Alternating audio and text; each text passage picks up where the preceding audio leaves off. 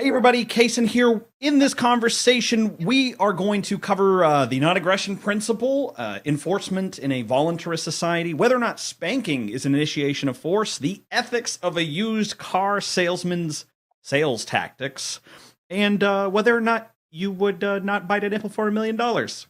And much more inside this conversation, so here we go. And we had a question asked by Vance to Yos, who are joining us live from wherever they are in the world. The question states, if I spank my child, what are you, as a NAP, non-violating anarchist, going to do about it? I mean, philosophically, if your utopian anarchist society comes to be, how would people like me be dealt with ideally? So I wanted to introduce both of you guys to the channel real quick. And if you guys want to just, Yost, if you want to answer the question, we'll just see what develops from here. I think, first of all, the question assumes that doing something about it to interfere would be an NAP violation, which it is not, because you would be defending someone, in this case, the child. But since the question is formed with the question, what would be the ideal solution, which would be a non-violent solution, which would be ostracism. The assumption is that spanking is I'm not exactly sure how you put it, but that spanking is a non-NAP violating action. So I guess we need to deal with that first and define two things. First, what is violence, or what is aggression? Since we're dealing with the NAP and non-aggression principle, what is your definition of aggression? And then we need to explore what spanking is, and your definition of it as being aggression versus, my definition of it. And then we need to, I guess, deal it with, once you need to basically solve those two questions and basically prove that spanking does constitute aggression or violence, as you put it. Then that justifies your intervention, And I'm not really clear, honestly, on all of what your philosophy deals with as far as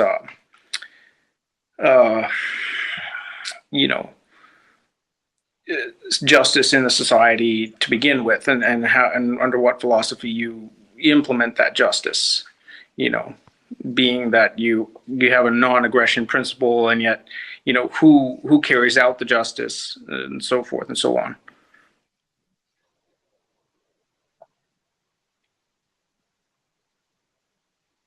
All right, to answer that first, I don't care who carries out the justice as long as it is done according to the rules of justice. Maybe that's a non-answer, but I don't think it really matters who does the justice as long as it is done, right? The two definitions, aggression and spanking. The definition for aggression would be to violate someone's consent, or to initiate force, or to force yourself upon someone else without their consent or against their will. Spanking would be the hitting of a child or person. In this case, it will be a child, in the form of discipline or anger. Could be the case, but I think in this case we are talking about discipline, right? Yeah, I think that's it. I think that's what I would define spanking to be. It would be the action of hitting a child in the form of discipline, or intended discipline. I think you would agree with that. So, in your definition, the child is how did you put it again? You're violating their consent to spank them. I mean, that's pretty obvious. If you're spanking a child, they're not asking to be spanked. They're not wanting to be spanked. So again, I mean, I guess I would go back to what is, you stated that you don't care who carries out the the justice in the society. So kind of, I guess, dealing with that first, basically anyone who wants to take it upon themselves to interfere with someone and be judge, jury, and I don't know if you believe in execution, but as the saying goes, judge, jury, and executioner. Anyone who wants to take that role upon themselves to do so can.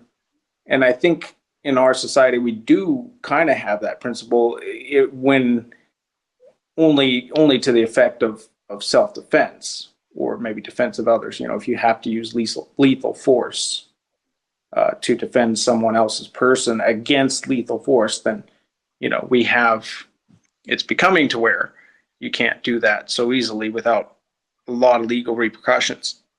But I mean, that does somewhat exist. Can you maybe characterize, well, two things, I guess. Maybe you can characterize how it would be because it would have to be different in an anarchist society, because you're not, to my understanding, you don't acknowledge any authority structure in that society. So there wouldn't be a group of people, a government, if you will, to carry out justice. It would have to be those who take it upon themselves to do so. So I guess if you want to kind of outline your beliefs on that, and then I have another kind of follow-on question to that. So.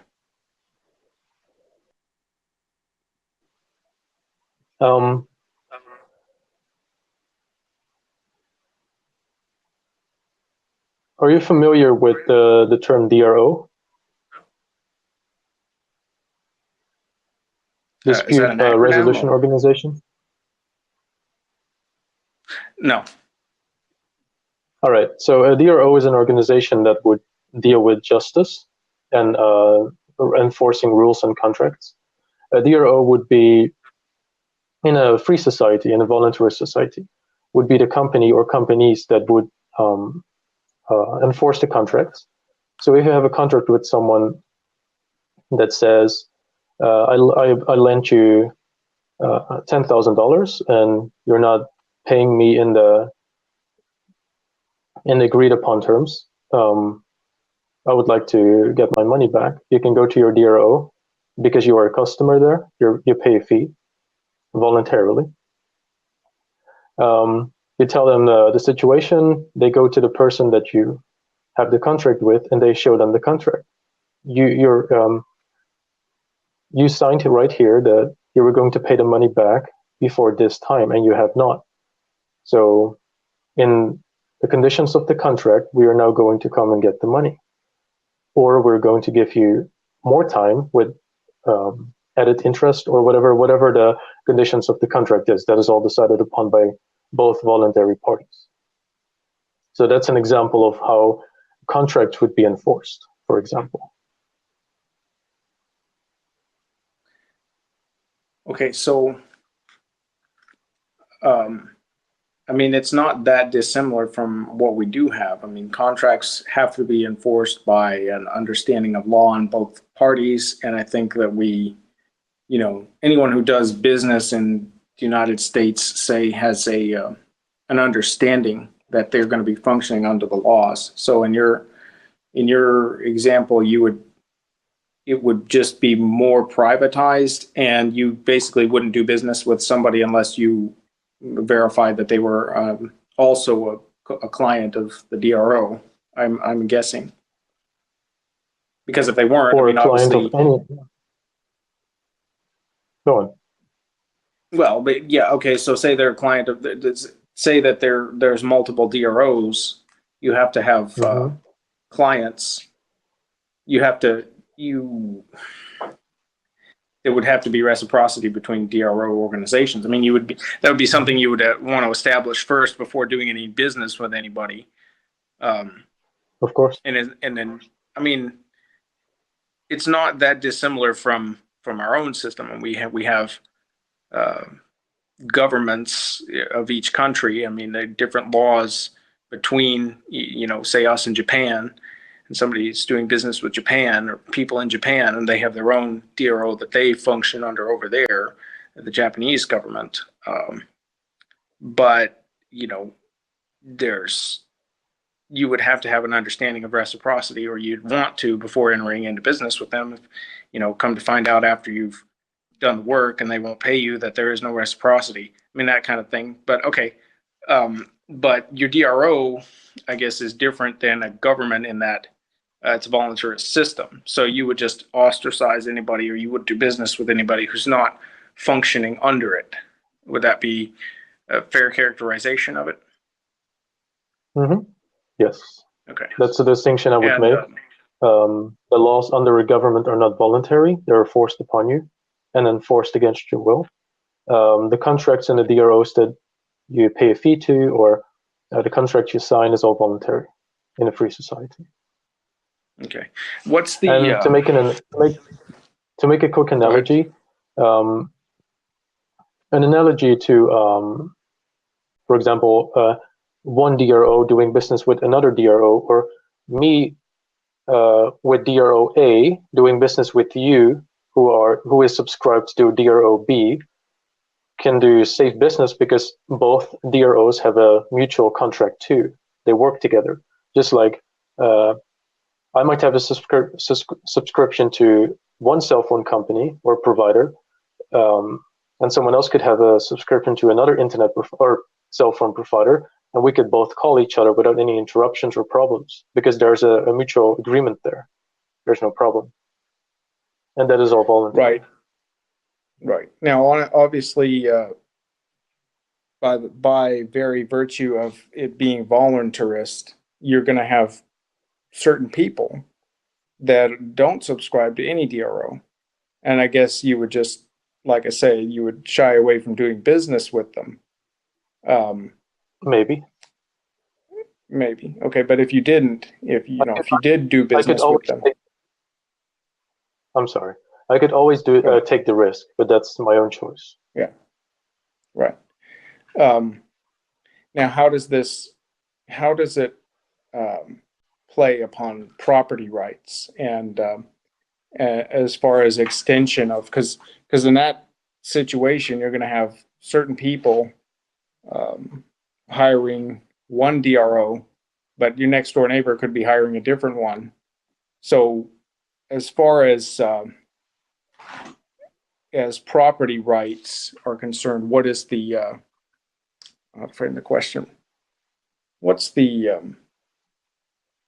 way that those jurisdictions are laid out? I mean, you don't, or is there really any consideration of a DRO's, because in order to enforce a contract, say if I don't pay, basically they're going to take my money. Well, what is my money? It's my property. So they have to have some sort of authority over your property as a subscriber to the DRO. Say, and at that point, the person who's hired the DRO, the subscriber who doesn't want to pay, well, if they don't want to pay, but they have, $100,000 that they owe to the contractor, and yet they've hired the DRO as the entity who's going to enforce their, it's a contract in itself to enforce the contract. You know what I mean? So where does the force get applied on delinquents? Because you're going to eventually have delinquents who say, well, screw the contract. I don't have money to pay anybody. So just to make sure I understand, there's a person that has $100,000 contract, and he is in debt to someone, right? Sure. Yeah. I mean, that's a hypothetical scenario. I just threw that number out there. Mm-hmm. Right. And he is not even paying the contract or the fee to his own DRO. Right. Is that correct? Right. I mean, because he could say, well, I hired the DRO in the first place, and now it's not worth it to me to can you continue doing business with either the DRO or to pay you the contract, for the $100,000 I owe you. At some point, the DRO has to get involved with force to enforce that $100,000 be paid. So in this case, the person has a contract with his DRO, and through his DRO, he has a contract with another person that he owes the other person $100,000. In this case, his own contract wouldn't be enforced by his own DRO because he's not even paying the contract or the fee to his own DRO.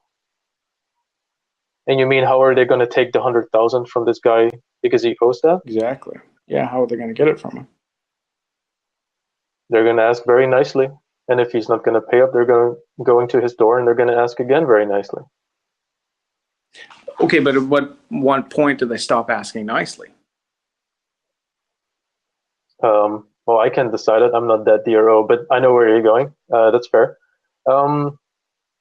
It depends on the contract. If the contract says you are to pay this money within 100 days, or maybe a year, or maybe 2 years, and he doesn't do that, the conditions of the contract say we can now take your money. That's what he signed up to. Mm-hmm. So, and because of the principle of the contract, he agreed to owing him $100,000. So if they take the $100,000, they are not stealing from him because he agreed to the contract. He agreed to those terms. And if he doesn't want to give the money and he's gonna try to defend himself from the aggressors, then using force to take the money from him is not the initiation of force. It is, in a way, it is the self-defense, because he owes the $100,000 to the other person. I agree with that. I'm just saying at some point you're going to have delinquents who do not pay, who it's worth it for them. Mm-hmm. It's worth it to them not to pay and just to skip town. Can I ask you a question? Yeah.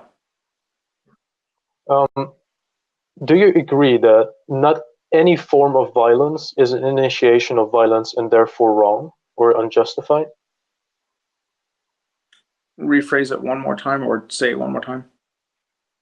That not any form of violence is wrong or unjustified? Would you agree with that? You mean that no form of violence is justified? Do I agree that no form of violence is justified? No, I said not every form of violence is unjustified. So there are some cases where violence is justified. I agree with that. Okay. Yeah. Okay. And a breach of contract is one of them. And of course, correct. Based on your question, correct, where you fairly said, how would you deal with this ideally? You wouldn't shoot him in the head right away. That's not ideal. No. And that's not what I would advocate. But I mean, at some point, I mean, you need to the DRO, the agents of the DRO need to come and take the guy's stuff. I mean, they need to, and if you resist that, and they put him in handcuffs and take $100,000 worth of his assets in order to pay the contractor. So in a delinquent scenario, I'm just establishing that the there has to be force, and whether you, I mean, force is theoretically violence in a way. I mean, it's not always. Yes. And maybe you don't think so, or maybe you do. But at some point, there's force or aggression based on property rights or what was contracted for. Exchange is given, and that is property. So I mean, I guess getting back to maybe where we're coming from in the discussion is the issue of violence being initiated from parent to child. No, and there could be very legitimate cases of that, and the methodology by which you intervene, how does that how is that characterized, other than as a force of law, force of violence, really, upon the offending party, the parent, versus what point, under what contract, I guess, too, is another thing, because the parent doesn't really fundamentally have a contract, and say they're not participating in the DRO as well. The parent may say, live off in the woods, I'm a hillbilly, I beat my kids, and I don't participate in any DROs. And people say, well, you beat your kids and that's, harming them, so we're going to intervene. And he's going to say, well, I'm not a participator in your DRO. I don't have any contract with you. It's one thing to come to the guy that says, we have a contract with the DRO. Now you're in violation of the contract. So, but this is kind of a different issue where you're dealing with people maybe who don't deal with contract. Now, I know you mentioned earlier ostracization, but that doesn't solve your problem for wanting to intervene on behalf of children who are being beat or hit, in your terms. So how do you deal with it? So I think the misunderstanding, I believe, is that you think that because a person does not subscribe to a DRO, it means he is exempt from the law or the rules of that part of the society, which is not the case, because the DRO doesn't establish the rules. The persons, the people, the individuals in that society establish the rules that they agree on with each other. So if I have a contract with you and we say we're only going to do business with each other and not with, let's say we are, I have an electricity company and you're my customer, and you sign a contract saying for the next 10 years you're only going to buy from me. Another condition of the contract is that my price cannot go higher than this certain amount to keep you safe too. This way I would have a permanent customer, and for me it's safer, for you it's safer. It's beneficial on both sides. But just because another person might not have a contract with me or with you doesn't mean that they're exempt from the moral laws. Because just because we have an agreement on something doesn't mean that other people fall under that enforcement because they have not agreed upon that. But when you go to morality, there's a different case. Because then it comes to self-defense. If I have a contract with you saying that you can only do business with me when it comes to electricity, other people do not fall under this unless they sign the same contract, unless they agree to this. But when it comes to morality and actual initiations of force, I can defend other people if I wish to. I don't have to have a contract with them because morality is higher than the contract itself. Okay, but what I you're can give describing. a quick example. I can give a quick example that I think you would agree with. If someone is mugging me on the street, I don't have a contract with him saying, you are not to mug me on the street, right? That's self-defense. I'm going to explain why. I'm going to explain why that is a different situation from, let me try this. So if there's a mugger on the street and he tries to mug me, I don't have a contract with him saying, you are not to mug me on the street.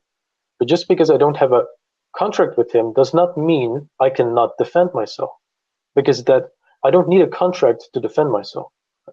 And I think you just agreed with that. Correct. But when there's a situation that does not fall under morality, for example, I want you as my permanent customer for electricity, that does not fall under morality because I can force that upon you. And it is not self-defense if you go to another customer. But if you have a contract with me, we can decide together that that's how it's going to be. Correct. Now, the difference between what you're describing, mugging versus intervention. So you described that morality is not contract enforcement. However, what you were describing before that is, and saying that, you know, you have the right to intervene in moral situations, or what the society has decided is morally abhorrent to the society. That's not a fundamentally voluntarist society. You know, and then it goes back to the issue too, where you could say, well, you can just leave. Well, no, not everyone can just leave, because there's property rights. I mean, someone could have owned that property for generations, and you know, that you don't have a right to force them off their property just because everyone who owns all the property around them has agreed to a certain moral code.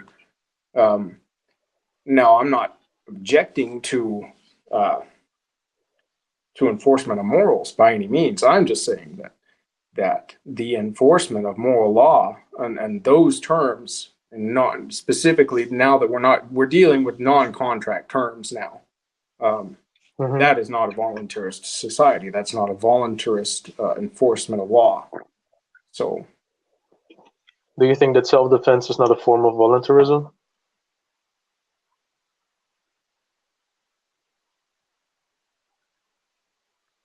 I'm getting kind of lost in the double negatives, or in the negatives. Do I think that you said self-defense is? Say it one more time. Do you think that self-defense is not a form of voluntarism?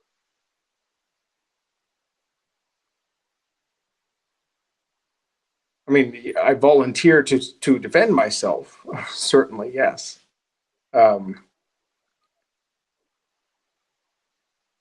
Voluntarism wouldn't be about volunteering to do. Voluntarism would be a community or society that does not force things upon each other. So it's not volunteering.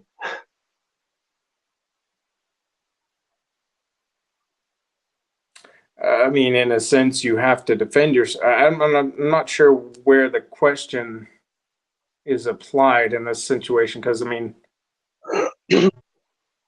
we're talking about two different things. I mean, you're talking about self-defense, and that comes to the issue of, you know, defend yourself. I mean, apply equal and opposite force to the attack, or have your things taken, or be murdered, or, you know, whatever else someone who's aggressing against you is intending to do to you. So that, I mean, how that fits into voluntarism, the only question there is really, do I volunteer to defend myself versus do I volunteer to have my property invaded based on another group of people's idea of what's moral and what's not. Voluntarism wouldn't be the volunteering of defending yourself. Voluntarism would be a society where you were able to defend yourself against aggressors.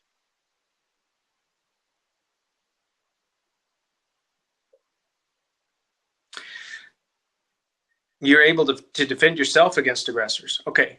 Well, let me just take it from there then, because what we're dealing with is a situation in which we have one party who says that the parent is an aggressor upon the child for spanking them, and then we have another party, and that party wants to get involved by basically another form of aggression against the parent, and that form of aggression is basically to intervene, or, you know, I don't know, beat them beat them so they get a taste of their own medicine, or take the child away, or whatever you're proposing. I don't know, but we have two levels of aggression: one against the child, and then one against the parent by the society. So it's not really a question of, in defending myself, am I volunteering? Is that a voluntarist action? I mean, yeah, defending yourself is a voluntarist action. I don't understand exactly what the question is posed to, even in that. But I mean, in saying that if the person who's beating their child is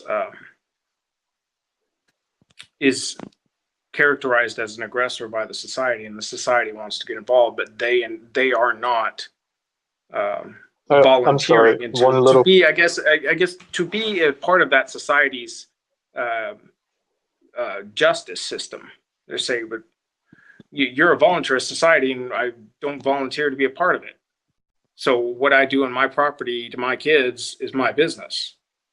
That's the question we're dealing with. I just want to make one small correction. Society doesn't deem it aggression that you spank your child. It's individuals who deem that to be aggression. Society doesn't think about anything. Well, okay, but individuals. Okay, so then if it's individuals, like you said earlier, an individual could initiate intervention themselves. To be, in other words, there's no group of people that intervene in this situation. So an individual could take it upon themselves to decide that a parent spanking their child is morally reprehensible in their mind, and so they can intervene. It's, to me, and not even to me, it's just it just is a that's one person deciding, and then so they're going to initiate an act of aggression to come on my property, or as I said in one of the threads, to barge into my house and intervene in the spanking of my children. That's what we're dealing with. And so that person, I mean, if I dealt with force with that person trying to intervene and me spanking my kids, say, then they were acting in force against me. By violating my property rights. So let me go back to the analogy where I'm being mugged in the street. You do agree that if I'm being mugged in the street, that situation is an aggression on me, right? Yeah. Okay. If you come to help me, and maybe you punch a guy in the face and he is knocked out, do you think that's an act of aggression against him, or do you think that's self-defense? Certainly. Really? You think? Right. I mean, I don't mean a form of violence. I mean aggression, the initiation of violence. Do you think you are initiating violence? I'm sorry, I'm not. No, I mean, you couldn't say that it's initiation of violence because the violence has already started. So. No. Okay, so now it's a stopping of violence. So my question was, do you think it's an initiation of violence, or do you think it's a form of self-defense for me?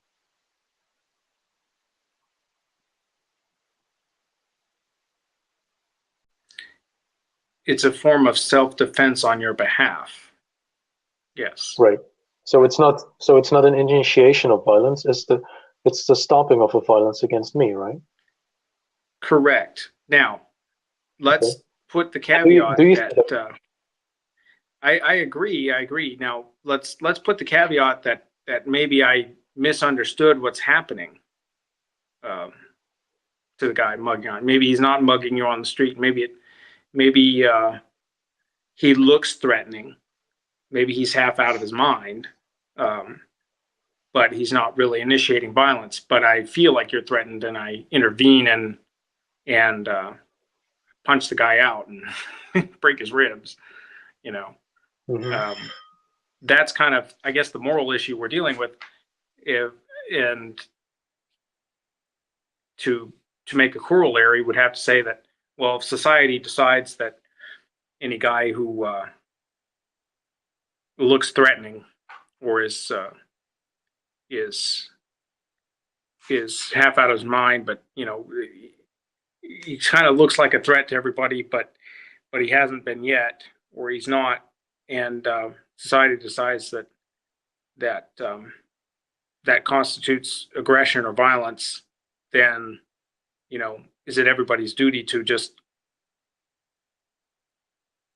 break the guy's ribs to stop him from looking threatening? So that kind of really goes back to the issue we're dealing with spanking. Is society is kind of making up its mind one way or the other whether spanking is good or bad, or whether it's aggression or violence. And so you're going to define the hitting of kids as violence, but you've also defined it. You basically chosen your words as hitting kids versus just a form of discipline. So go ahead. So I define spanking as intended discipline. It's the form of violence with intended discipline. So you were asking a question. Unfortunately, I forgot. Could you maybe repeat shortly what you said so I can respond to it? About the mugger, the guy mugging you on the street. Okay, so I mean, if that guy isn't actually initiating violence, but everyone perceives that he is, and society decides, or individual society. I mean, we're kind of dealing with both questions. If the moral standards of the people in a given geographical region are such that any guy who looks or appears threatening is a threat and needs to be dealt with, or if an individual decides that a guy who looks threatening or like he could be mugging you just because he's too close to you and he has a machete, that would be a situation where they initiation of force upon that person would not be viewed reprehensibly by society. For me to get involved, quote unquote, on your behalf to basically break this guy's ribs to keep him from mugging you when he hasn't mugged you. Is it so? I'm trying to draw a corollary between, me intervening on you being mugged where you're really not being mugged, or you intervening to stop me from disciplining my kids, where my quote unquote violence against them, it's not really violence. It's not, you're defining it as violence because it fits your definition of violence, but to me, it's not. So one thing I wanted to have explained a little bit was that society deems it, or society thinks that there's an act of violence when some guy seems to be mugging me, but he is just really just a little bit intimidating. What do you mean with that society deems it an intimidation or a mugging when society is wrong? I don't understand. Well, I mean, it's kind of the corollary I'm drawing between society deciding that the spanking of children is violence. It'd be, you're drawing the example of the mugger, and I'm saying, well, yeah, if a guy is beating the crap out of you, to get your wallet, and I intervene, that's one thing. But if he's like engaged in conversation with you and he's kind of telling you all about his life story and how, he's got cameras planted in his eye from the CIA and, all these crazy things that people say. And it looks like he's trying to threaten you, and I intervene, break his ribs, because he looks like he's in the process of mugging you, or, he's holding you up, but he's really not. That's kind of where I've decided that this guy's in an act of aggression against you. And the correlation with parents spanking their child, say that you've got a mom and a kid in a supermarket, and kid is just catatonic and won't behave, then she takes her hand and swats him on the rear to get them in line, so stop running all over the store, or running away from her, or running into traffic, or what have you. And you decide, well, that's an act of aggression, and you're going to intervene. You're going to intervene on that kid's behalf. And I don't know, take the kid away from their mother, or I just don't know. But that's kind of I'm trying to draw a correlation between your mugging example, but just to illustrate that at a certain point there are certain situations in which your definition of violence is what's being acted on, not actual violence. I didn't really hear an answer to what society means, but I would like to drop that and just stick to the individual, because you did say that you think that he is intimidating me, so you act on it. I would like to stay there and forget about society itself. All right. Right. So if you think that this guy is mugging me, but he's really not, and you try to intervene, or maybe you do intervene and punch him in the face and knock him out, you're wrong. Mm-hmm. There's not much else to it. You're wrong. Mm-hmm.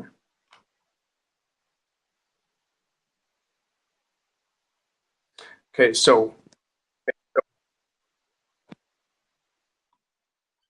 in the sense of you're intervening on behalf of a child who you see get swatted in the supermarket by their parent, your understanding of that situation is that the child is in need of intervention on their behalf because of violence initiated upon the child by their parent. So what really gives you the right, I guess, to intervene in that situation when you could be wrong, or you are wrong? It's somewhat highly subjective to your system of morals. This, I guess, your question about society. Either society can, as a whole, decide that no parent should spank their child, and except for one parent who still spanks their child. You know what I'm saying? If all of society decides it, or one person decides it, doesn't really matter. You're either intervening on that child's behalf when they get spanked because of your own moral code, or you're intervening because of society as a whole has decided spanking is morally reprehensible. Either way, it's your perception or society's perception versus the parent's perception of what they're doing, whether or not they're even initiating force. They're not. I think there's a confusion between a situation where something seems like an initiation of violence when it's really not, and you're trying to draw a distinction between something that's moral and something that's not moral. But you're comparing morality and something that's not moral to a situation where you're just wrong. And I think you're mixing the morality part with the pragmatic part, where what if you're wrong doesn't really apply to morality, because morality is not based on chance. It's not like self-defense is immoral because you could be wrong. It doesn't work like that, and it doesn't make any sense that way. But to continue on your comparison with the mugging and the spanking of a child, in the case of spanking of a child, you are aggressing on the child because it's against the child's will, obviously. And in the case of a mugging, an actual mugging, not where you think someone is being mugged, but where someone is being mugged, that's an initiation of force as well against someone else's will. So there is a justification for intervening as well, because it's a form of self-defense in the person who is being mugged.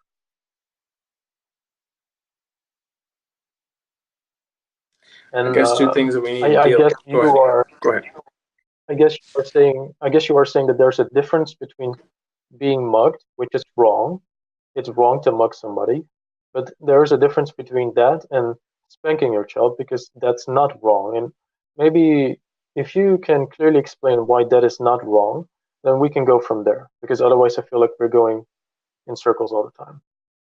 Okay, so I would venture to say that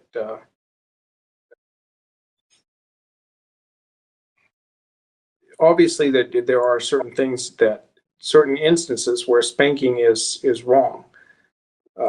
When it goes overboard, or you're just beating a child, causing them permanent physical harm, or just extreme psychological harm.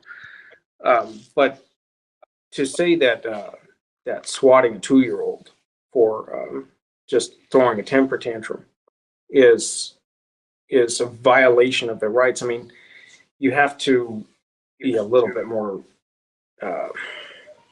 You have to be a little bit more understanding of two things. I mean, parents kind of have the right to spank their kid because they, I mean, in a sense, they have ownership over the children. I mean, if you were to say that that Can they sell their children? children, I'm sorry, what? Can they sell their children? No, but I mean, that's not what ownership With necessarily ownership means. of- I would say that's the wrong word, maybe custodian. They are custodians of their children. I mean, they are, So they're morally responsible for their children, correct? I'm sorry, they're morally, did you say? You use the word custodian, and what I understand from custodianship, you are morally responsible, or let's just say responsible, for the well-being of this child, because you have decided to have this child, or to adopt Mm-hmm. in any case.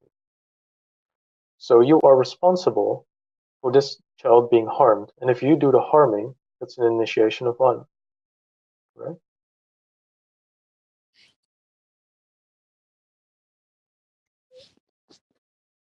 If you Yes. assume Now, responsibility over your child by keeping it safe and making sure that the child is being taken care of, and then you hit the child against the child's will, you are doing it harm, correct?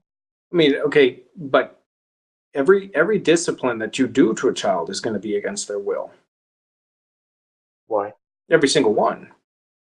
I mean, you can't define Can you give an example? their rights begin and end where you impose something against their will. That's just ridiculous, really. Honestly, I don't know how else to make an argument against it at this moment. But So their rights end when your will starts.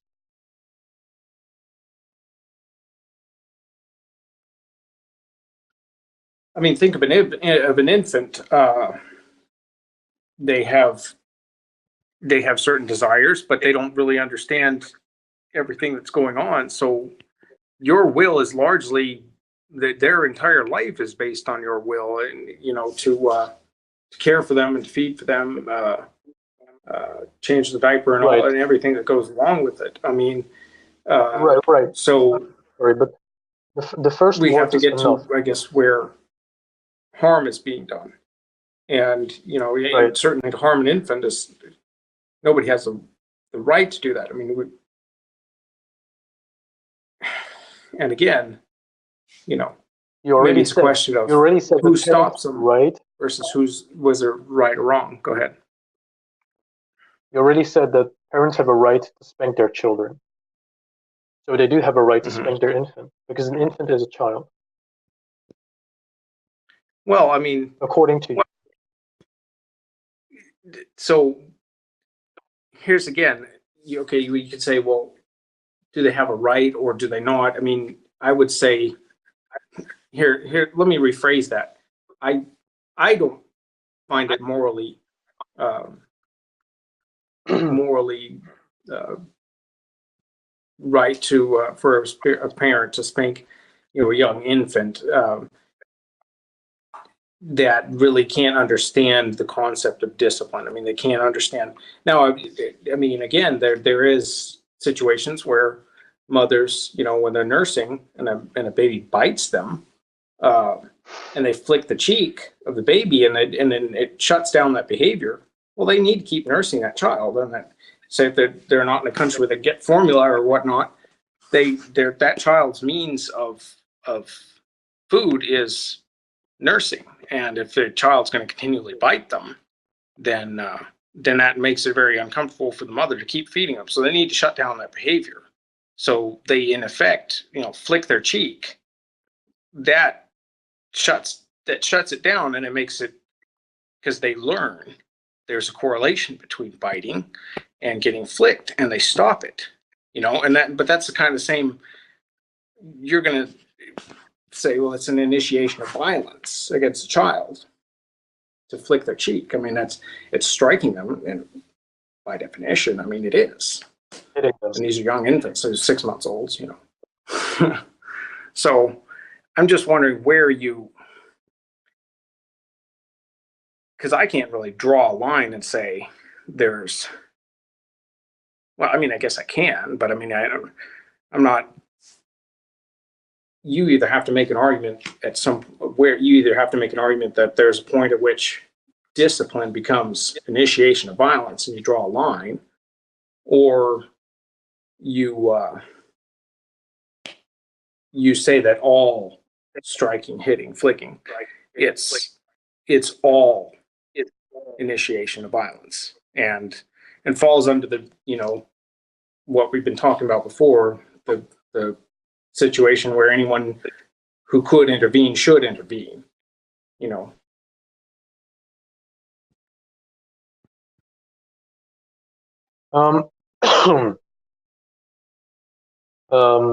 said where to draw the line. I would draw the line to say that the initiation of violence is always wrong, no matter the age of the child. And I think in your case, you say that there is some line to be drawn at 6 months or 1 year, whatever.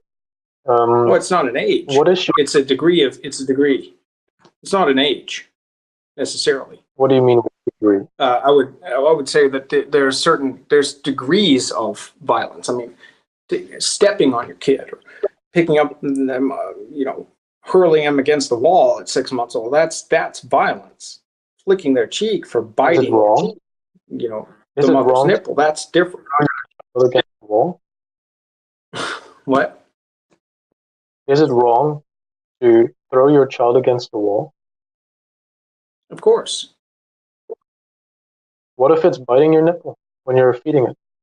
But okay, so this is where we're going to get into. There's a difference, though, isn't there? I know, but there's a difference. You know that there's a difference. I want to find out where you draw the line. Because obviously I can assume that there's a difference for you, but pretend that I don't know anything. Pretend that that I don't know what your difference is. Explain to me where. Pretend you're from Mars. Okay. Sure. So my basic understanding and rule of this is basically that if the discipline is constructive, more so than destructive, then and you could say, well, 30-70% or 50-50, what's your destructive versus constructive? It's kind of because how you measure that is, again, subjective. But I mean, within common sense, if you're going to say that the discipline itself is it's constructive to have them understand that this action needs to stop, and you enforce that with pain, minor pain. It's not lasting pain. It's not, but it is pain. Then that's where I draw the line, is basically that what you're doing is constructive in their life and in their building of their character. Or as long as it makes them listen, it's okay. I mean, yeah, as long as you're helping them understand where the boundaries are. What if I punch them in the face and they understand and they never do it again? Is that justified? Right. Okay. So, but like I said, it's not just as long as. So I mean, it kind of tripped me up there and says as long as it makes them listen. No. No, I'm not. I'm not trying to. As long as they there's. got you. No, but what I'm saying, because what I said is, this is kind of going back to what I was saying just a second ago about how you measure, is it 70-30? Is it 30% destructive, but 70%, building their character or helping them understand where the boundaries are? That's like it's 70%, or it's 99% destructive and only 1% helps them understand. Punching them in the face, it's not that. That's a degree of what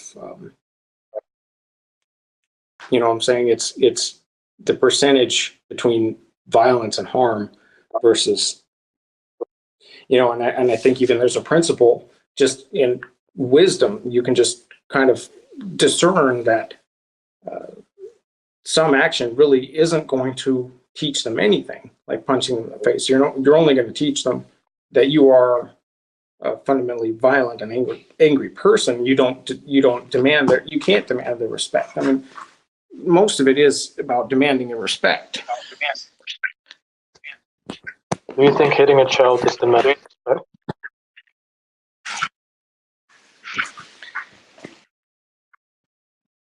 If done in the right context and in the right manner, to where they understand that there's a boundary you don't want them to cross, and you're not causing them, permanent physical harm. You're not, and you're not exposing yourself as being petty, a petty dictator. You're not coming in and saying, well, that's a very vague line. I can imagine a situation where a dictator would apply force to make someone respect him and not cause long-lasting harm or physical harm. But I don't think you would think that is justified.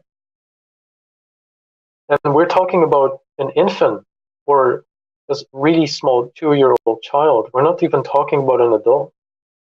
We're talking about a child that cannot even defend himself. We're mostly talking about children. In fact, I mean, I think if you're spanking your kids much beyond 5, then you really haven't established their boundaries. You haven't done your job.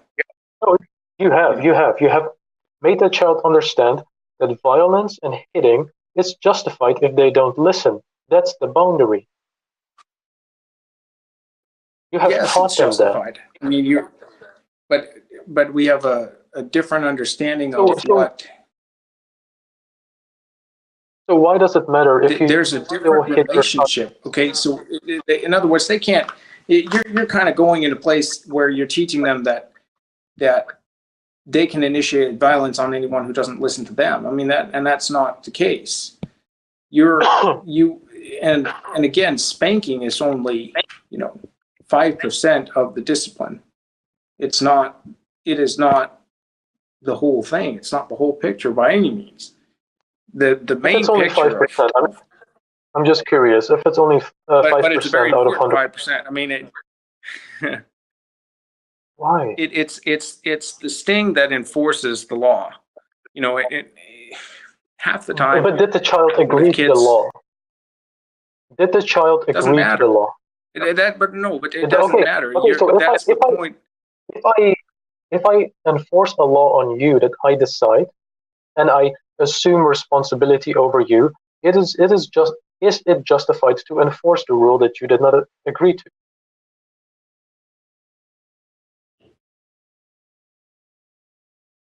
Yes, it has to be. It is. It has to be. In order to have a law that protects property and persons, Do you think the that is law has justified? to be enforced. I'm sorry, what? Do you think that is justified for me to do?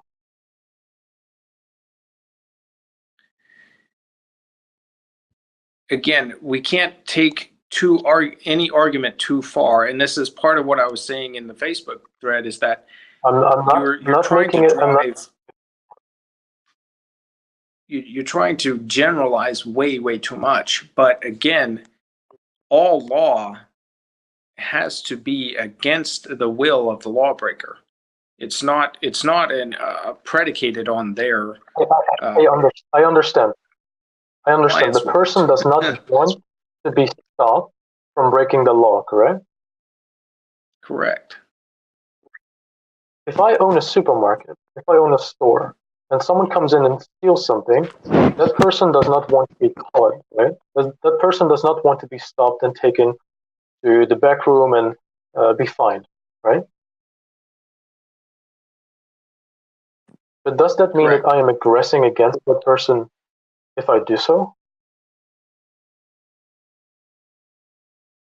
You are. I mean, in some theory, maybe you would have a theory by which their aggression is met with equal and opposite aggression, and it cancels out, and therefore you're not aggressing. But yes, I would say fundamentally you are aggression against them.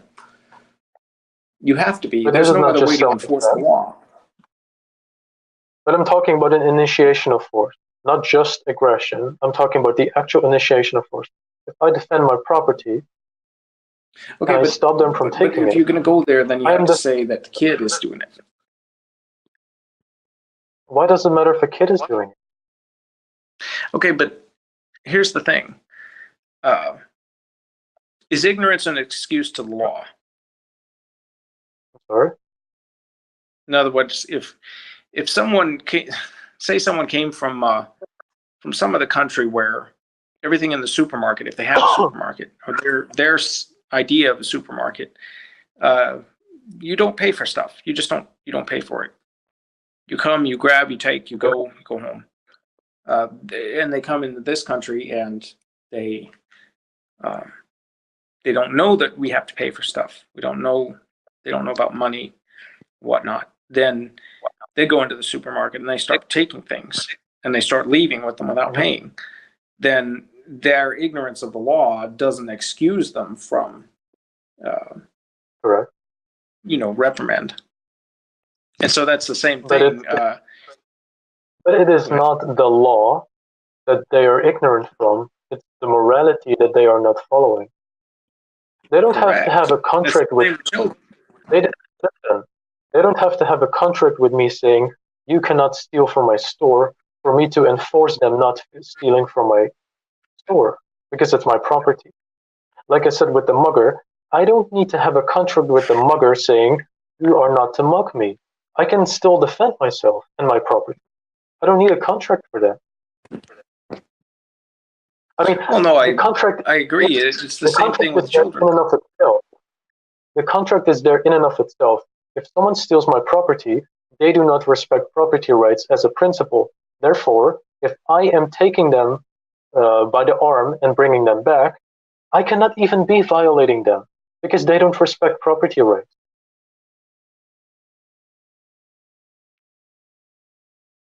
Correct. All right. Okay, but what? Let me just ask this: what would make them respect property rights in the first place? Education, understanding, explanation. I'm sorry, what? Explanation. Explanations, understanding. Yeah. Okay.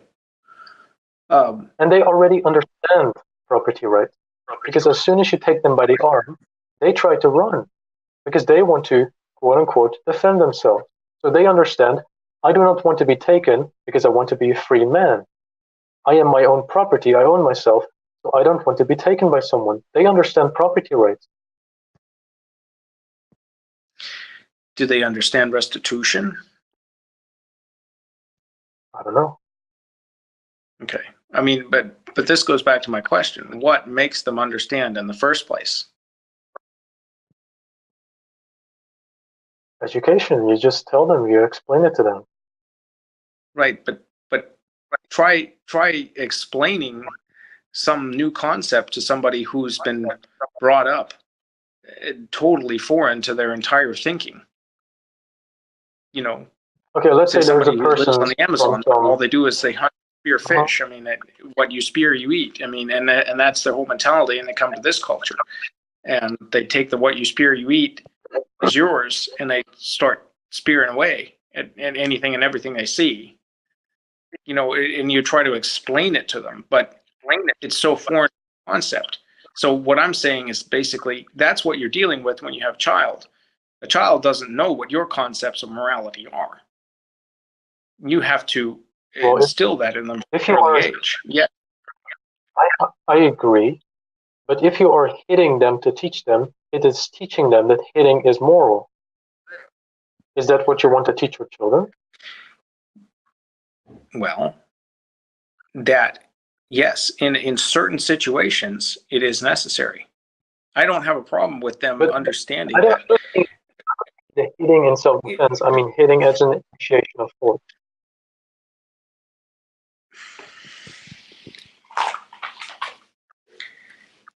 Okay, let me ask you another question. Maybe that will really help. I guess I would differ. It can be more productive. I would think differ that this question will they're not going to fundamentally think the way you think they're going to think, because it's you're explaining to them that they're being punished, and this is another thing too. You have to explain to them why they're being punished. If they just do something, you automatically swap them. Now, I gave the example of biting the nipple and then flicking them. I mean, that's not even a point at their life that they can really have something explained to them. So that's something where they just kind of learn by. They may not even know that that mother is the one flicking them. They may not even get that. They're just at that point. Oh, that's painful. Right. Whenever I bite, and I feel pain, and it happens consistently, I'll stop doing it. But at later ages, no, your discipline is going to have to be predicated on instruction first, but the force initiated is going to be there to reinforce that this is not negotiable. So they understand that hitting them it's not really an initiation of violence for no reason. It's the force that enforces the law that's been laid down. I would never spank a kid for running out in the street if I never told them not to run out in the street. If they did so, I would say, come back here and get them. Then instruct them. This is dangerous behavior. Why would you do that? Sorry? Why would you do that? Why would I instruct them? No, why would you hit them for running into the street? It's only after they've disobeyed. So if they run out and say, I've told them not to do it. I'm sorry, I would like to respond to everything you say and not. I'm sorry. Go ahead. So when they don't do something you tell them to do, you think it's justified to hit them? Yeah, I do, with moderation, not. Wow. Not in an extreme. So if I tell my child, you're going to do your homework, and they don't do it, can I hit them? Personally, I would not spank them for not doing their homework, but that's a personal preference. But again, if the child is very low in conscientiousness and social pressures and social norms of achieving academically do not weigh on the child's conscience on any level, then I would probably initiate force and say, if you don't get the homework done, then I'm going to spank you. But again, I mean, I would resort to maybe other forms of discipline, like withholding of privileges. But again, even you could argue that withholding of privileges, say you're not going to get dinner if you don't finish your homework, then that could be argued to be abuse too. So I don't really have a problem with the idea of initiating corporal punishment, because withholding of food for not doing homework, that's corporal punishment too, because it has to do with their corpus. So I think that's wrong. you think it's wrong? Yes. I think it's wrong to consciously starve it. I think that's correct.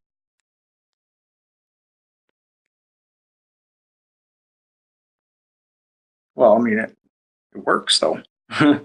There's been many a father who's had certain children are very low in conscientiousness. And that kind of discipline works for them and gets them to a point where they start performing. And then once they build the habit of performance, it's not an issue. Does it make it right? But that's the definition of discipline. Can you hear me? It has to hurt. Discipline has to hurt on some level. When you're not starving your kid if they miss a meal, you're going to feed them in the morning. But you're withholding some privileges is not. They're not going to be in the best of happiness. That's the point of discipline. But doesn't make it right.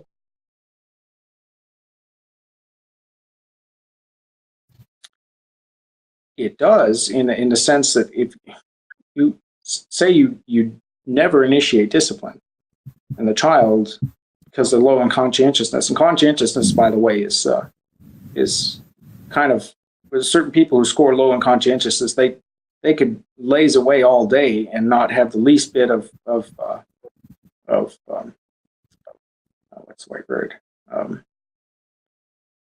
Just moral regret. They don't really care. They don't feel lazy. They don't feel like a sloth just to be sitting around all day doing nothing.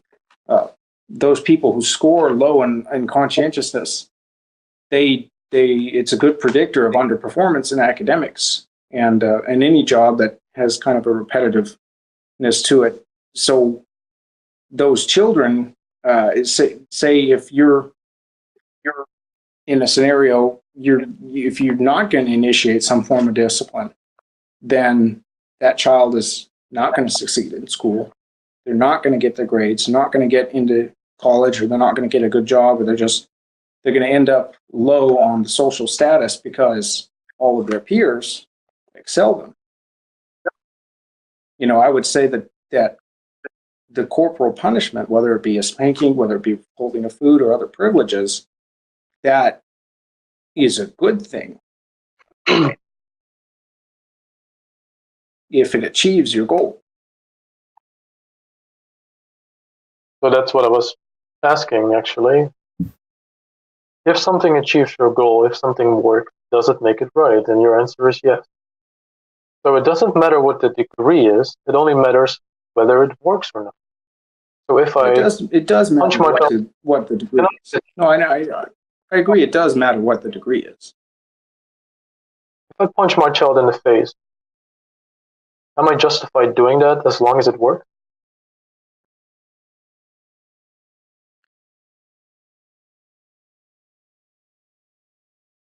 Could you justify doing it? I'm sure you could. Am I justified?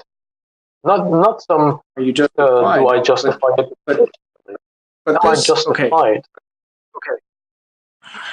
But this goes back to the discussion we were having earlier. By whose standard are you justified or not? Your own or someone else's? It's not whose standard, it's what standard. I'm sorry, what? You kind of break it. It's not who. Okay. It's not whose standard, it's what standard. Correct. But okay. So it's not my standard or yours. But to say that it's what standard, well, somebody had to make the standard. It's either society or a group of No. people or God. You know, somebody has to come up with a standard. You're trying to come up with it right now. But in any But it's case, not, it's someone's standard it's or a not group of people's on standards. personal opinion. My standard is not based on personal opinion or preference. Not if you don't want it to be. But again, this But then this is why I really kind of delved into the discussion earlier, is to establish, okay, society has standards. Individuals have standards. Who I don't see how enforces society, either an individual's or society's standards upon the individual? In Armenia, probably kids get punched in the face all the time for not, you know, herding in the sheep or getting their work done by the fathers, and nobody bats an eye. That's just normal over there. everything works. It's okay. I'm not saying it's right. It's just different standards. Okay. No, okay, let me ask about your standard. If it works, does it make it right? Not necessarily. No. All right. When I was asking you Just earlier, because it works doesn't make it works, right. It also has to. Go ahead. oh, okay. When I asked you that question earlier, you said yes. Well, I I mean, asked you, why is that okay? And you said, because it works. So your standard is, as long as it works, it is justified. That is your principle. yeah. Okay. Well, I answered incorrectly then, because That's fine. that's not the complete. It's incomplete. It's part of it. If it works, it is right. But if you've gone too far, I mean,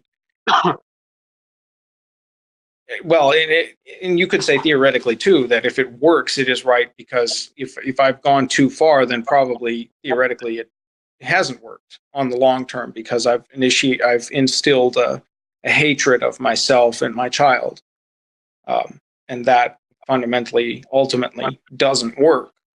So under the strict, if it works, is it right? Yes, but I would say that I'm also careful to consider that though the discipline and the punishment may work in the short term to get the point across, or to enforce discipline or my standards on the child, in the long term I may be instilling a hatred of them, that because they fundamentally understand that I've, though they may have responded to lesser forms of punishment, that if I go overboard with the punishment, they understand that I went overboard, and they fundamentally hate me for it. I mean, but honestly, I mean, I've been disciplined, and I don't hate my father. I don't hate my mother. In some ways, you know, I wish my mother had been a stronger disciplinarian, because I knew how to manipulate my mother. I mean, I really manipulated my mother well, and I'm Did it work? I'm the lesser for it, because I because I knew how to manipulate her on homework and school and all of these things. I got away with so much that if I hadn't got away with it, then I would be farther ahead in life, you know?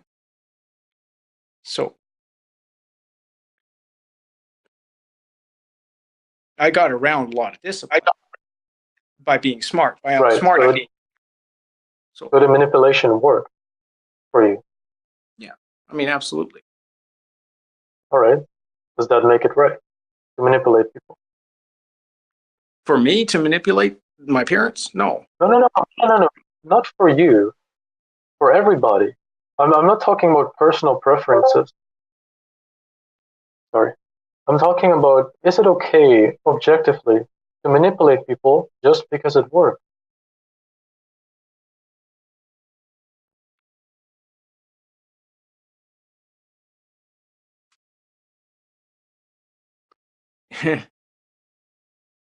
Yes and no. I mean, ultimately, all of life is a manipulation of people. I mean, say you go to sell something, you have a car for sale. You're not gonna sell the car for less than you want to sell it for. If the buyer manipulates you into selling it for 5,000, you really wanted to sell it for 7,000 because that's what the car is worth. But you have a very strong personality in the buyer, and he just talks you down because he values the car. I mean, that's manipulation. Yeah, it's better in his favor. It's not in your favor. That's negotiation. All of life kind of comes down to that. What's that? That is not manipulation. That's convention or convincing and negotiation. But it is. It's not fundamentally different. I mean, everything is negotiation. Yes, it is. Most of human interaction is negotiation. But negotiation is based on fair play and honesty and truth, right?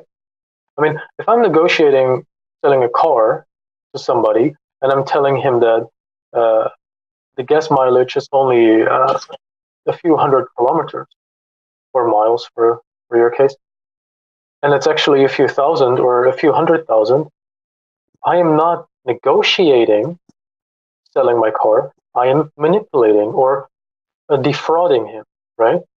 Well, yeah, I mean, so there's obviously fraud and as we discussed before, theft of service. I mean, but so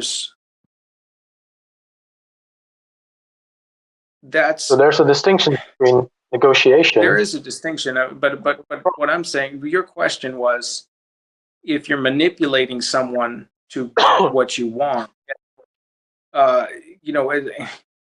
if it works in the long term, then yes. But I mean, it's not that.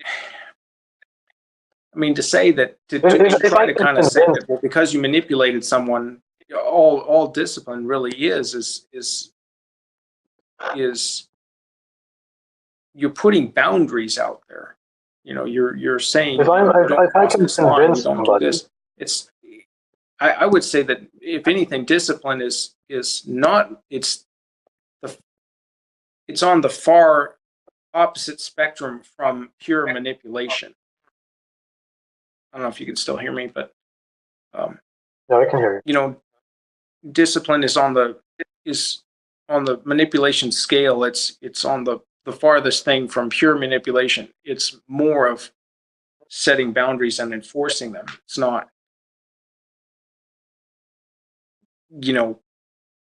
just the parents who well, if you eat all your peas, then you'll get ice cream. That's manipulation. That's not discipline. No, it's a bribe. It's not manipulation. Well, okay, so a bribe is not manipulation. I mean, what is manipulation? I mean, manipulation is there is bad intent. Getting people. There's ill intent behind it. There are bad intentions behind manipulation. If I say to a guy, not necessarily. I mean, not necessarily. Yes, necessarily. Because if there's no bad intent, not by definition, then it's not manipulation. Okay, what is the definition of manipulation? We can look it up. Well, it'd be easier for you probably. Sure. I mean, I can look it up.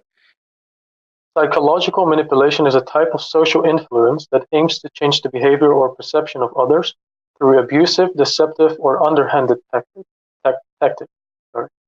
So there is ill intent.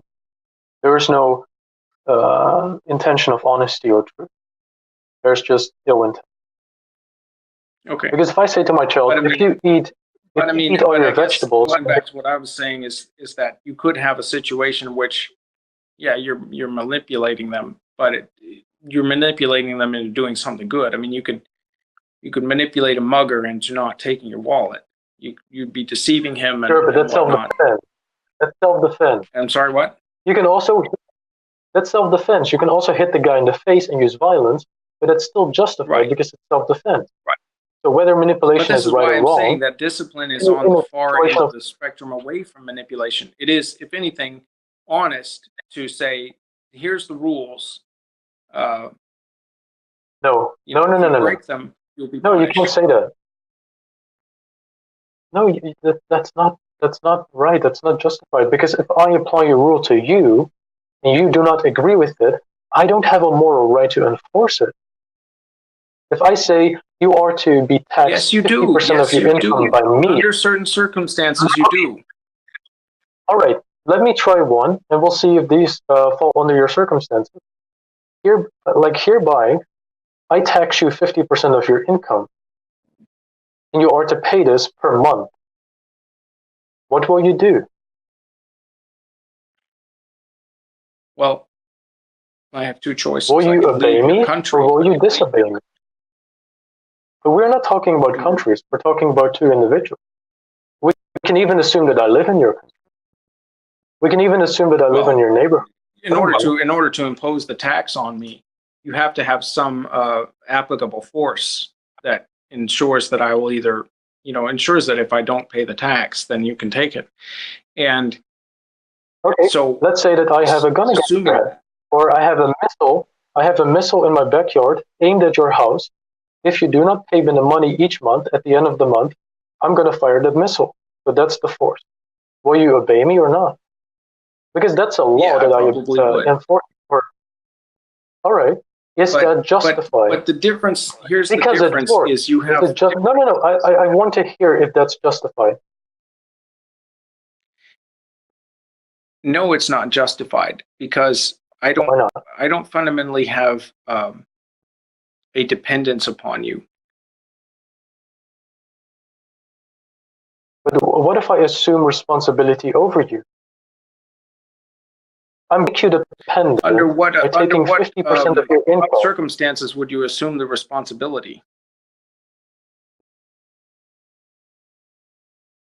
Does it matter?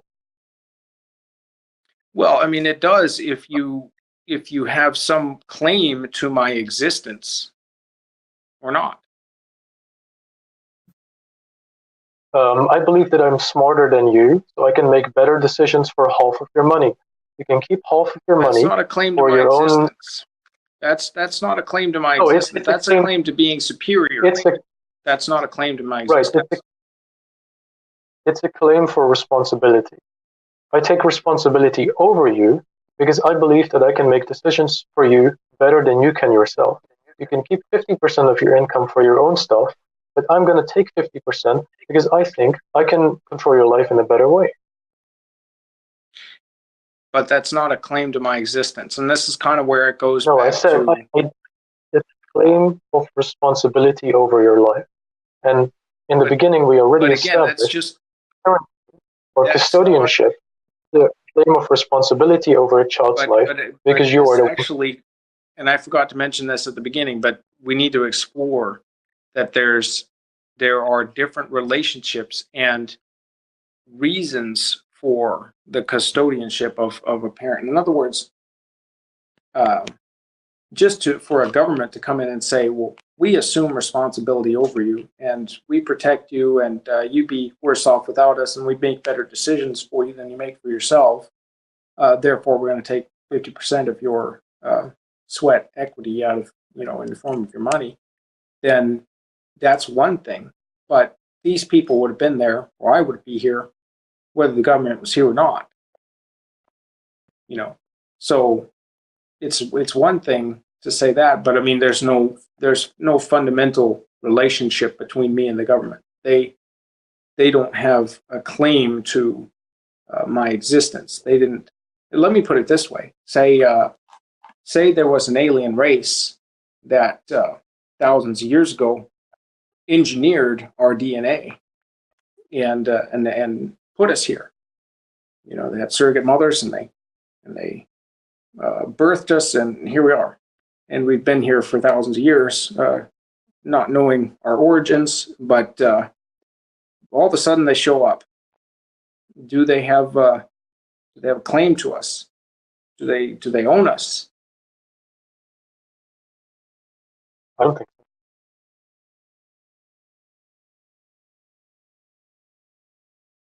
Do you? I'm sorry, what?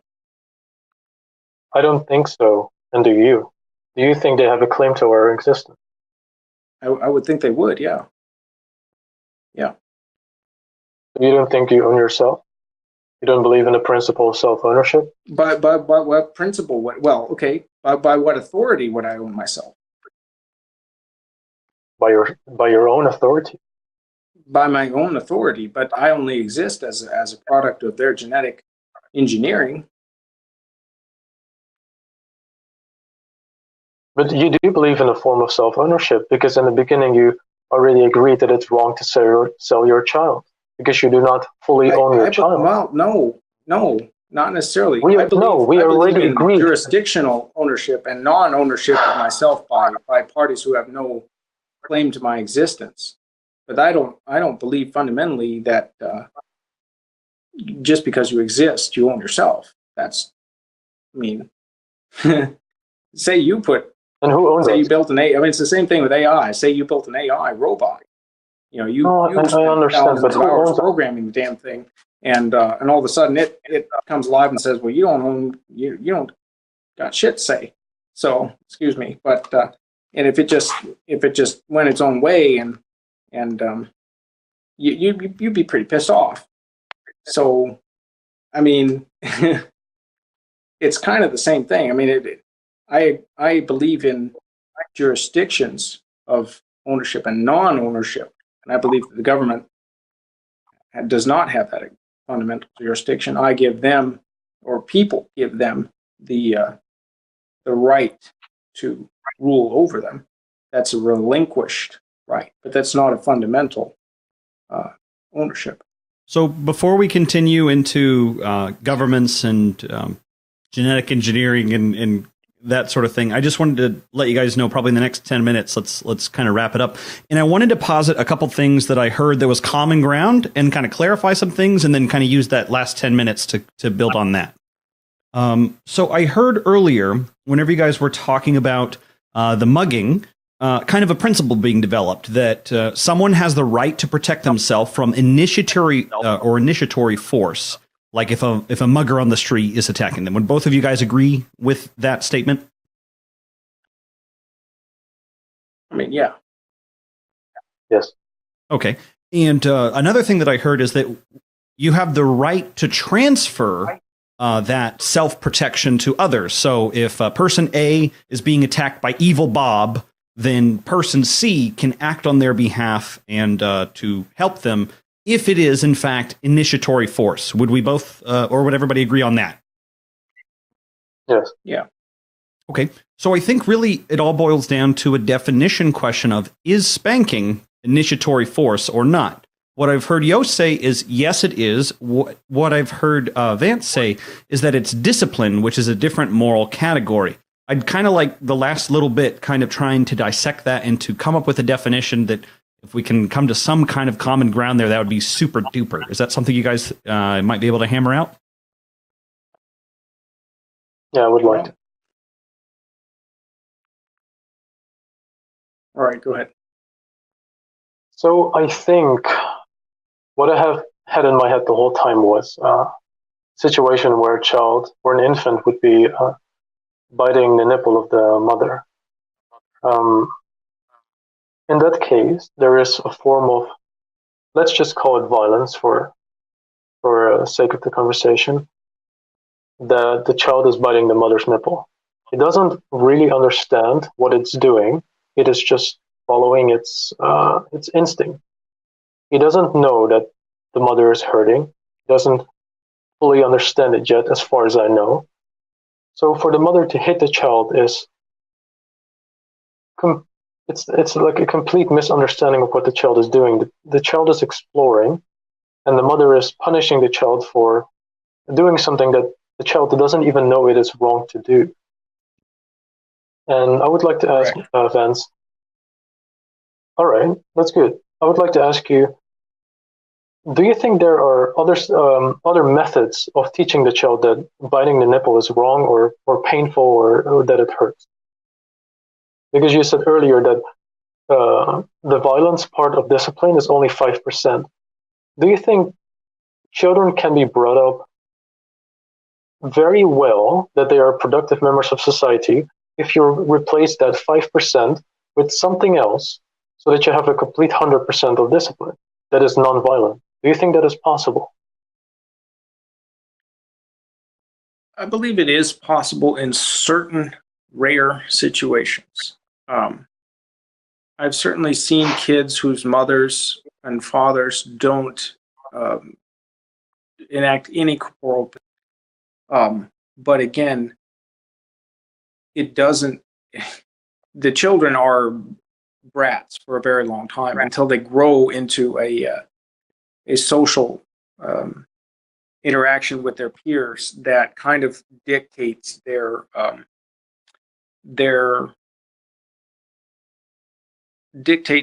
fitting in with that society. And so if they've been instilled with certain rules not to break, not that, morals, you can't just take other people's things, you can't take your sister's toys, and they have an understanding of those things, then if they don't have that understanding and they start to interact with their peers, they're either be ostracized by their peers, which that in effect does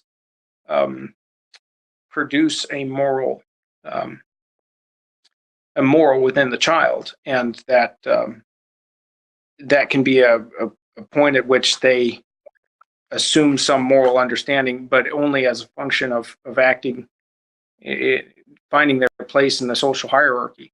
So I would say that it can be done, but what I'm getting at is that in order to discipline your children, that kind of social hierarchy discipline does not effectively train a child for self-discipline from an early age, and in situations like we discussed with homework and whatnot, with low conscientiousness children, you need other forms of discipline to kind of put them ahead and instill their own values of discipline and self initiation into work. So I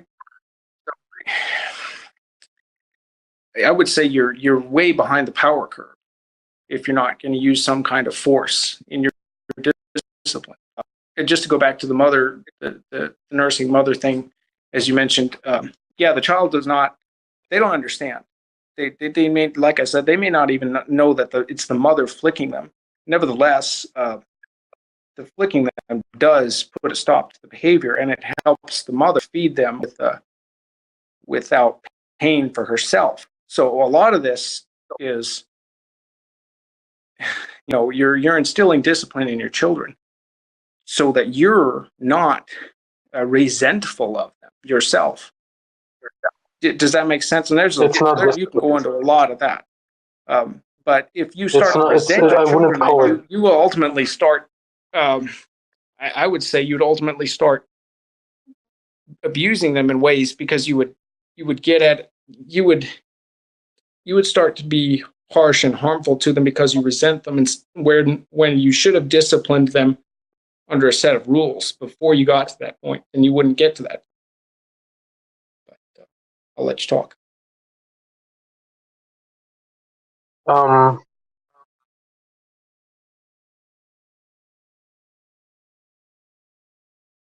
sorry. You have said a lot, and I would have loved to just respond to the first 5 seconds you were talking, but it's a little.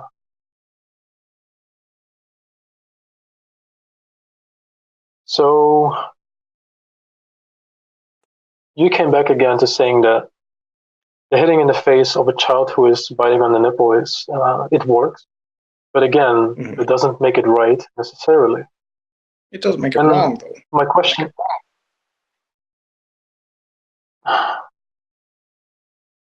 Is the initiation of violence wrong necessarily? Not necessarily. So you think sometimes it's okay to hurt somebody against their will, to initiate violence against their will? Of course. Well, I mean, it depends. Like, okay, so you could say, well, the child biting the nipple, that's the initiation of violence in this situation. So but if they don't understand, child, that's not initiating violence, that's responsible. So I mean, there's all kinds of situations like that. That's why I have to say yes, because you're going to object that the child was initiating violence because they didn't know what they were doing. There's all kinds of situations in the world where people are initiating violence but not really intending to. So the initiation of violence on them, but with scale, it has to be scaled, to what they're doing.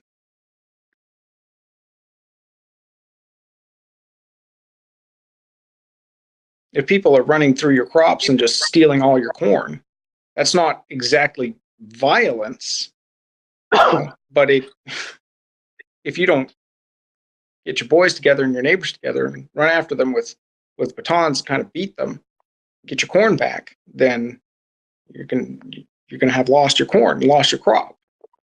And so is that initiation of violence? I mean, yeah, it's initiating violence on them, but they initiated the violence on you first. I mean, so, and there's some situations where people could, like we discussed earlier, someone may not have the concept of paying money for something. So where do people get the concepts that you want them to have? A fair trade, of following the rules. There has to be violence at some point in that interaction for their discipline to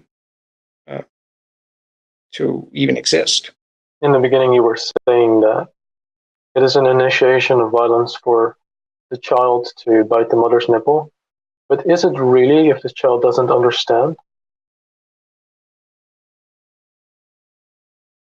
If it's not intentional?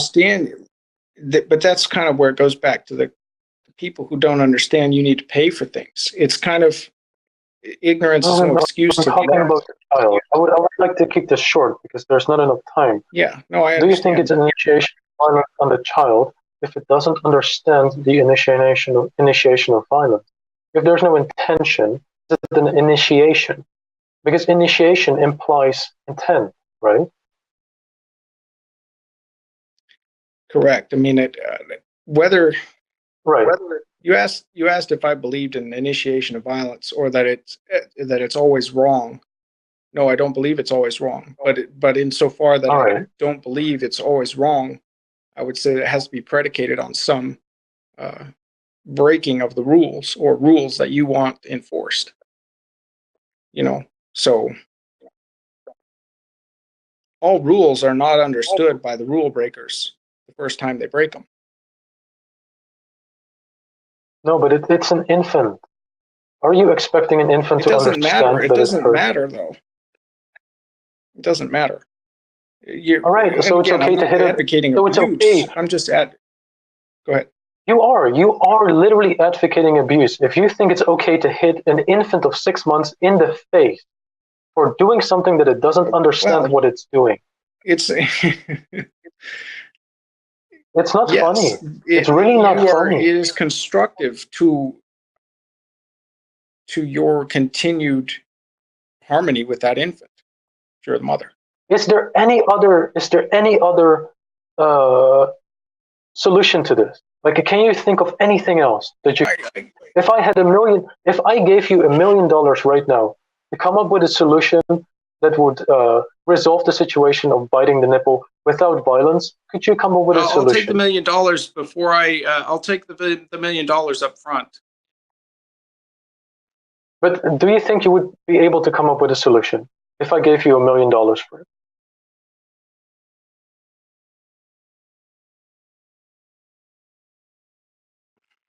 I can't promise that. That's why I would take it up front.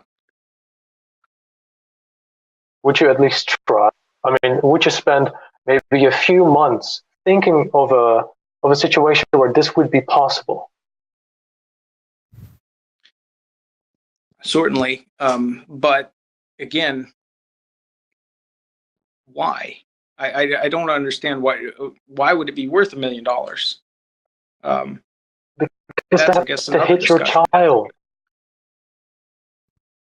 But that's why that doesn't describe why it's worth $1 million to come up with another solution. I mean, you have to. What is it causing $1 million worth of damage? I mean, to flick them on the cheek, no, listen. Bite the mother's nipple. I mean, that's what I'm getting at. Are you able to come up with a solution? If I gave you $1 million, yes or no? What do you honestly believe? Do you think you would be able to come up with a solution? Let's say you are the mother. Let's say I'll give you $1 million if you never flick your child in the face again for biting your nipple. Do you think you can go through the first few years or the first 1 or 2 years of breastfeeding? She's going to let the child bite the crap out of her nipple for the $1 million is what's going to happen. Oh, but do you think? No, listen.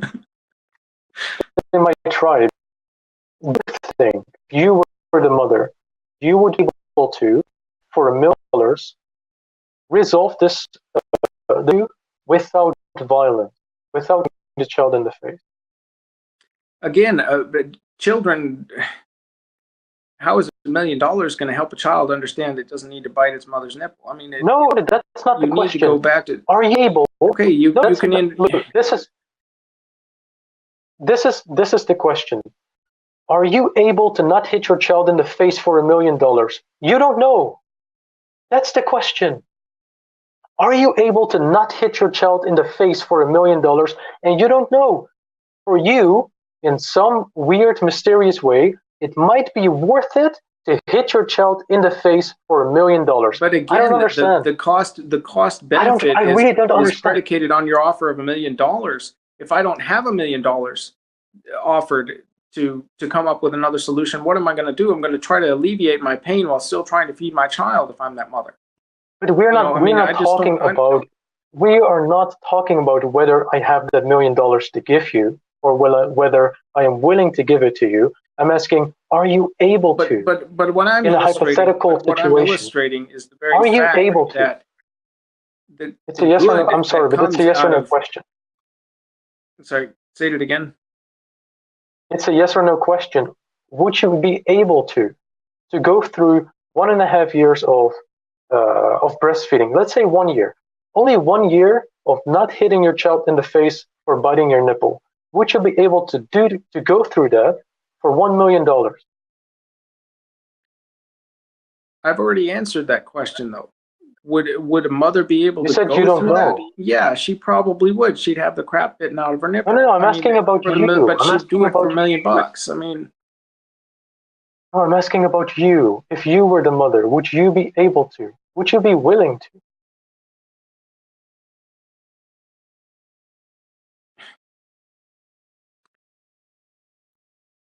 Would I be able to let a kid bite my nipple for 18 months for $1 million? I mean, no, that's maybe, not the question. But look, if you ask me the question, am I able to not curse for a whole year if I get $1 million? I'll say yes. I don't even have to think about it twice. I'll do it. But the thing is, I'm going to curse maybe 10 times a day for 365 days a year. So that's 1 year. That's 3,650 times I want to curse that I have to tell myself don't curse. Otherwise, I'm not getting the $1 million. How many times is the child going to bite the nipple in a whole year? Maybe it tries it once a day. That's 10 times less times of having to discipline yourself into not hitting the child. I'll have to do it 10 times more in disciplining myself not to curse. But here's I'll do it right away. Is it better for the child or for the mother? I mean, the child's going to grow up having bitten a nipple. That's fine. Eventually, they won't be nursing, so it's not like it has a long-term consequence if they learn that they can bite nipples. So they can just keep biting it for that 18 months, and now you got $1 million in your pocket. But I mean, it's the principle of the discipline. I mean, and your question even illustrates that the point of discipline is not to not do it for $1 million. The point of discipline is that you don't want your child doing things that makes you dislike them.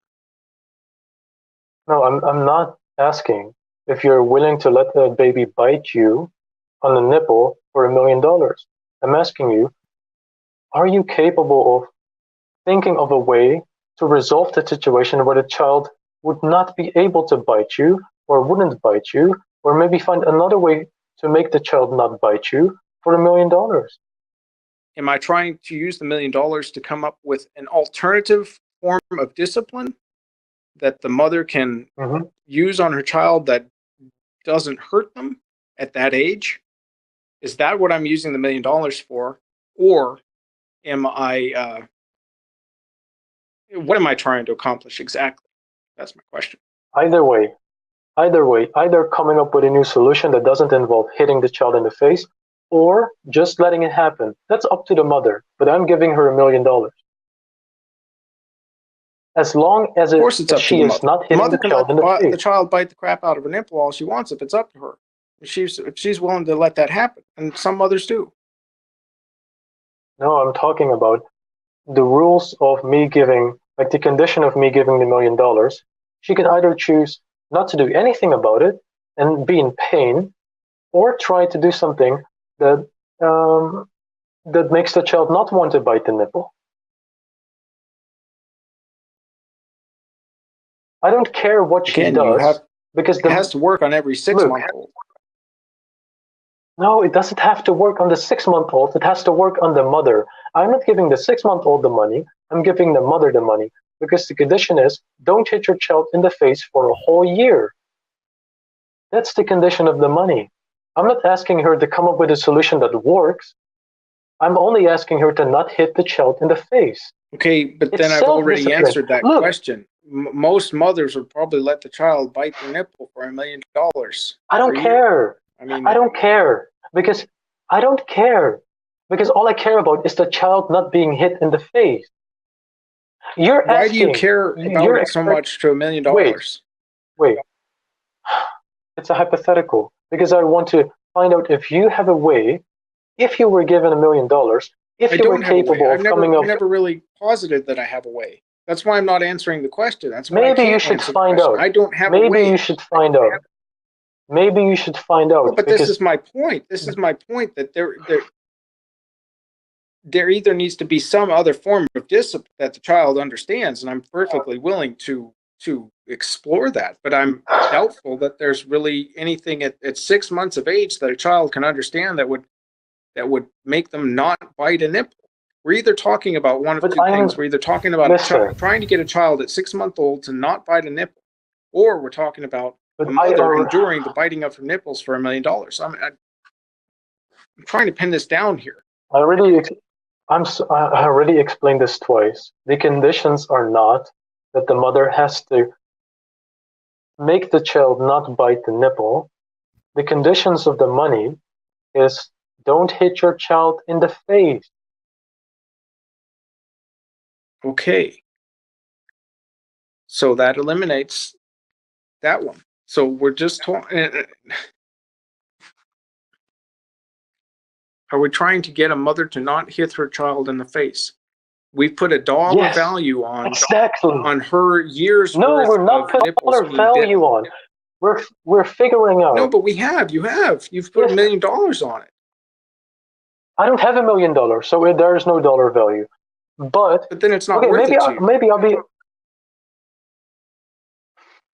If you don't have the $1 million to offer, it's not worth it to you. And if you did have the $1 million, or maybe you have $1 billion, then it's pocket change to you, $1 million. So may as well offer $10 to a mother to endure nipple biting for a year or 18 months.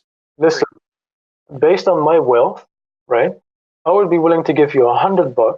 It's not much, but I'm willing to give you $100 if from now on you would never hit your child. Let's say you have a child. I'm not sure, but let's say you have a child. From now on, you never hit your child again until he is 18. And of course, after that, you don't hit him either. I'll be willing to give you $100. The dollar value doesn't matter. The question here is what I'm trying to figure out. Yes, it does. Anytime you introduce a dollar value, it does. Let me explain. Because the principle of money is an exchange of energy. I mean, you have. You're asking you're making this to deal with their child's economics class. You're turning this into an economics class. But we're an ethics class. This is not about the money. This is about figuring out if the mother or you. And don't introduce money into the argument. If it's not about money, then don't introduce money into the argument. But I keep explaining that this isn't about the money. It's about figuring out a way, or being capable or willing to figure out a way, if the mother or you is able or willing to not hit the child in the face for $1 million. If that's a yes, then you're also willing to do it for not the $1 million. Because we're not talking about, okay, I should correct myself. Exchange for It's not what? about, it's not, Because there is something to be exchanged. The whole point of discipline is that you have children who follow rules that are easier to interact with. They're easier to protect, to defend. They don't run out into the street. They don't bite nipples. They don't steal things from the grocery store. And so, in not disciplining them, then you are exchanging that difficulty of interaction that you're going to have with your kids, trying to keep them from doing the things that make you dislike them. And so why would you put up with that unless you have some other incentive, like $1 million, and when you're done raising these kids, you can go buy a condo in Tahiti? I mean, maybe that's worth it to you, but you're going to have a miserable 18 years.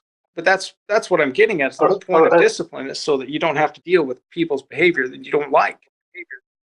And that goes for everybody in society. So the problem is that you said no discipline. I never said no discipline. I said no violence. So you're conflating discipline with violence. That's your first mistake. That's a really big mistake. Demonstrate. I mean, we've already kind of been over the fact that you can discipline timeouts and you can discipline with spankings. Did I get my point across? Because I would like to get my point across. Otherwise, there's... Okay, go ahead. Yeah. Otherwise, it's, you said this is really difficult because you've been talking for 2 minutes and I didn't have a way to respond to what you were actually saying, and now it's very difficult to respond to it. Well, my point let me just say that all discipline ultimately has some corporal aspect. You can kind of deal with that. No, it isn't. If I don't pay the $100,000 that I owe you, do I go to jail? No. Just answer the question. Do you have a form of self-discipline? Of course, but why do I have it? Because someone instilled it in me. Okay, I'm just asking you some a question. form of corporal punishment. Do you have a form of self-discipline, yes or no? Yes. If you don't follow your own discipline, your own rules that you set for yourself, do you hit yourself? No, but someone else might. Right. So, oh my God. So there is a way for you to discipline yourself without violence. So you're also able to discipline other people without violence.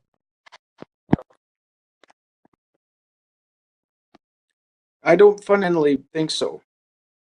No, in some level, corporal punishment, all discipline comes down to some form of corporal punishment. Because there really is no other. Okay. If we define discipline as changing someone's behavior, right? Mm-hmm. And strictly by that definition, I'm going to tell you that I can discipline my wife without violence.